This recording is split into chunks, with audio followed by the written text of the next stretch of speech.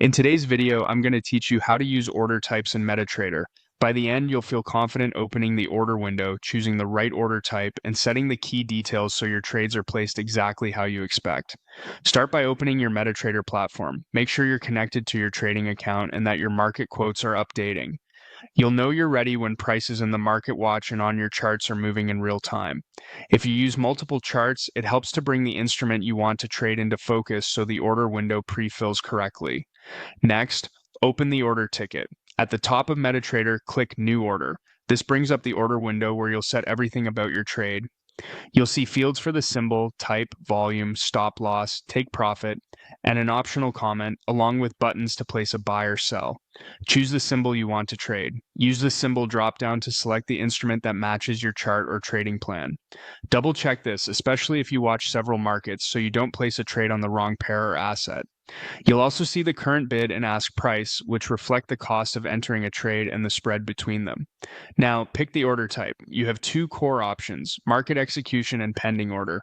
Market execution places the trade immediately at the best available price, which can include slight slippage in fast markets. This is useful when you want to be in the trade right now. Pending order tells MetaTrader to place your trade later when price reaches a level you specify. Pending orders come in a few flavors, buy limit and sell limit if you want to enter on a retracement, and buy stop and sell stop if you want to enter on a breakout as price moves through your level. Choose market execution if you're ready to enter at the current price, or choose pending order if you want the platform to execute for you when price meets your criteria. Set your volume. Volume is your lot size, which directly affects risk and potential profit or loss. For example, 1 HAL is a standard lot, 0.1 is a mini lot, and 0.01 is a micro lot. Pick a size that fits your account and risk tolerance. If you're unsure, it's safer to start small and scale as you gain confidence. Add your stop loss. A stop loss defines your maximum risk by closing the trade if price moves against you. Enter a price level that aligns with your analysis, such as beyond a recent swing or a key support or resistance area. This isn't about guessing, it's about protecting your capital and keeping losses controlled and consistent. Then add your take profit. This is where you want the trade to close in profit if price reaches your target. Many traders use a risk to reward ratio like 1 to 2 or better, but set the level that fits your strategy. By having both a stop loss and a take profit, your trade has clear boundaries and doesn't require you to watch every tick.